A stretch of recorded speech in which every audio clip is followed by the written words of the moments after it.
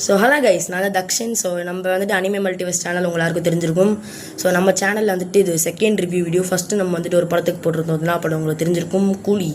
So இது second review. இது ஒரு படங்க, ஒரு ஜாப்பனீஸ் படம் இல்லை, ஒரு அனிமே படம் இல்லை, இது ஒரு டீமன் ஸ்லேயர் படம்.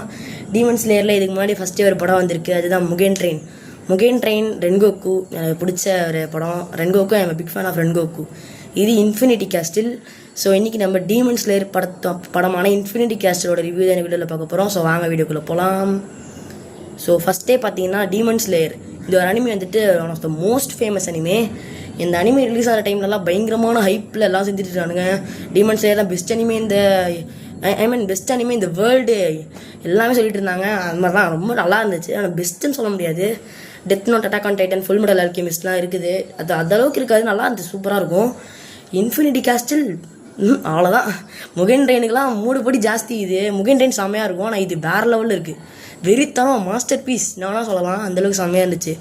ஸோ இதில் வந்து அனிமே படத்தில் மொத்தமாக 3 ஃபைட்ஸ் இருக்கும். ஷினோங்கோட ஃபைட் ஒன்று வரும், அப்புறம் இன்னொரு ஃபைட் ஒன்று வரும், அப்புறம் அக்காஸோட ஃபைட் ஒன்று வரும். நான் பார்த்து 2 நாள் ஆச்சு, அதான் ரைட்டாக மறந்துடுச்சு.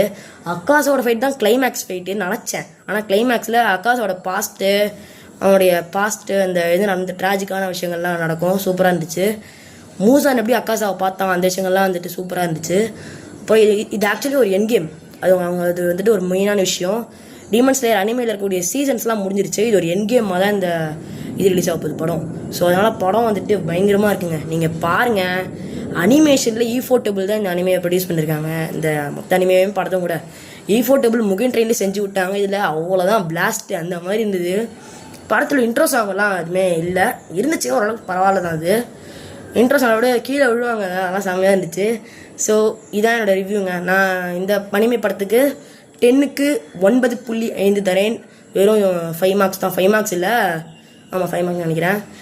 ஸோ 9.5ங்கிற மார்க்கு 10க்கு 9.5. ஸோ சூப்பராக இருந்துச்சு படம்.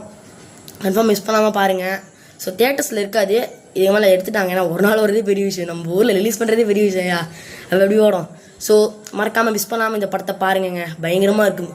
நீங்கள் இன்ஃபினிட்டி கேஸ்டில் கன்ஃபார்மாக பார்க்கணும். பார்ட் 2 அடுத்த வருஷம் சொல்லியிருக்காங்க, பார்ப்போம் ரிலீஸ் ஆகுதா இல்லையான்னு சொல்லிட்டு. ஸோ அடுத்த ஒரு இன்ட்ரெஸ்டிங்கான வீடியோவில் உங்கள் எல்லாரையும் நான் மீட் பண்ணுறேன். அது வரைக்கும் குட் பாய், டாட்டா.